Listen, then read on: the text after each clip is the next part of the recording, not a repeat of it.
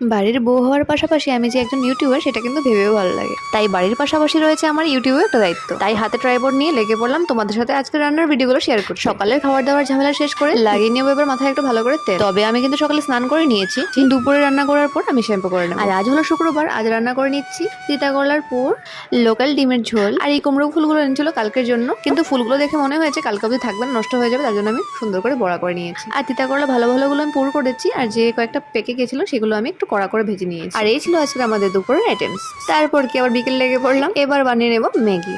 আর ম্যাগির জন্য সেটা তো বলারই নেই, তোমরা সবাই জানো কি কি লাগে। যাও তবুও বলে দিই, পেঁয়াজ কুচি, গাজর কুচি, টমেটো কুচি আর লঙ্কা কুচি কুচি। আর ম্যাগির সাথে আমি কিন্তু একটু চাউমিনও দিয়েছি, কারণ আমার মনে হচ্ছিল লোক হিসাবে ম্যাগিটা একটু কম হয়ে যাবে, তার জন্য ঘরে একটু চাউমিন ছিল, সেটা আমি এড করে দিই। আর এইভাবে খেতে না খুব ভালোই লাগে। তারপর দেখো ম্যাগি মশলা দিয়ে ভালো করে মিলিয়ে নিয়েছি। তারপর সবাইকে দিয়ে দেওয়ার পর আমি আমার জন্য নিয়ে নিলাম ম্যাগি আর চা।